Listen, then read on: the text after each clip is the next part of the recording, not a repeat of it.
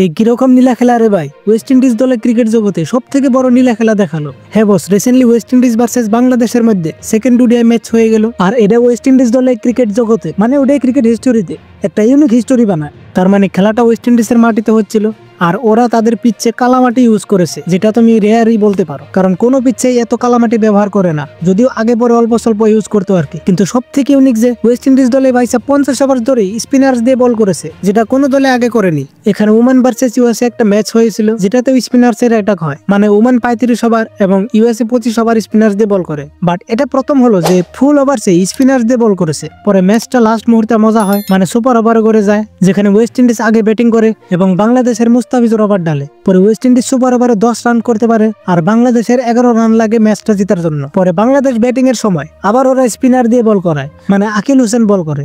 প্রথম বলটা হোয়াইট হয়, তারপর ওর বলটা আবার নো দেয়, বাট বাংলাদেশ এই ফ্রি বলে কোনো রান করতে পারেনি। পরে এক বল কমপ্লিট হওয়ার পর 5 বলে 6 লাগে। পরে 2 নম্বর বল ডট যায়, 3 নম্বর বলে 1 হয়, এখন লাগে 3 বলে 5। পরে 4 নম্বর বলে সুম্ময় সরকার আউট হয়ে যায়।